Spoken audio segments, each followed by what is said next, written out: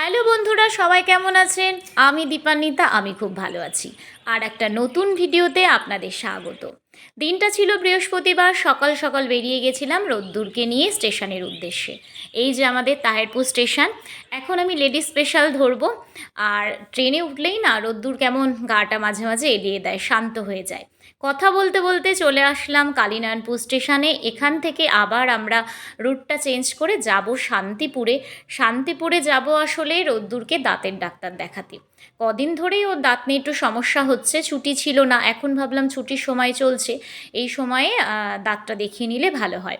দেখুন 10টা বাজে বাজে, তার মধ্যেই আমরা সকাল সকাল ঢুকে পড়েছি ডাক্তারবাবুর কাছে। আর এখানে এসে ওর পায়ে একটা ব্যথা মতন হচ্ছিল, সেটা নিয়েই একটু ব্যস্ত ছিল। আসলে আমি হেঁটে এসছি এইটুকু রাস্তা, ভাবলাম দেখা যাক কী কী পরিবর্তন হয়েছে শান্তিপুরে। পায়ে হেঁটে যতটা দেখা যায় ততটা অন্যভাবে মনে হয় বোঝা যায় না। আর এই যে ডাক্তারবাবু ওনাকে রোদ্দুরকে দেখছে। রোদ্দুর শান্তভাবেই দেখতে দিয়েছে, কারণ খুব একটা ব্যথা ছিল না, সামনের মাড়ির দিকে দুটো দাঁতে ব্যথা। আসলে দাঁতটা অনেক দিন পড়েছে কিন্তু উঠতে সমস্যা হচ্ছে।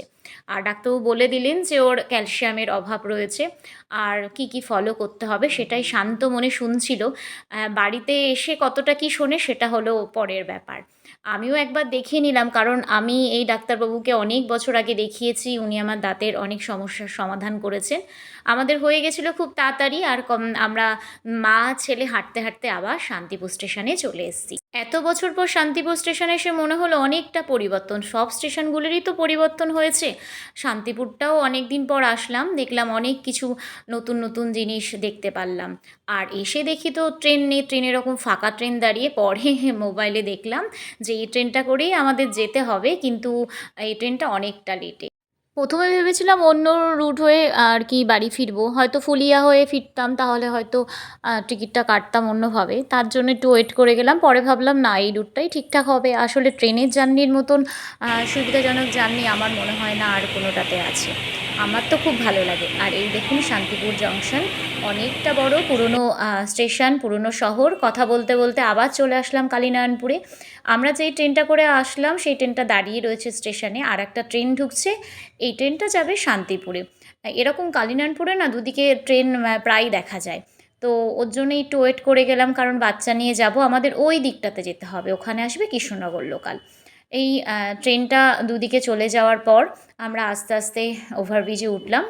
এবার ওভারব্রিজটা এই সময়টা না খুব অস্বস্তি লাগে, না গরম না শীত, মানে আর দিনের বেলাটা কেমন একটা অস্বস্তিকর পরিবেশ। আর ফেরার সময় তো এনার্জি সকলেরই কম থাকে, বাচ্চাদের তো আরও কম। ওর একটু অসুবিধা হচ্ছিল কখন আসবে ট্রেন, এই বলতে বলতে শিয়ালদা যাওয়ার ট্রেনটা ঢুকে গেল। আর এর পরপরই ছিল আমাদের কৃষ্ণনগর লোকাল।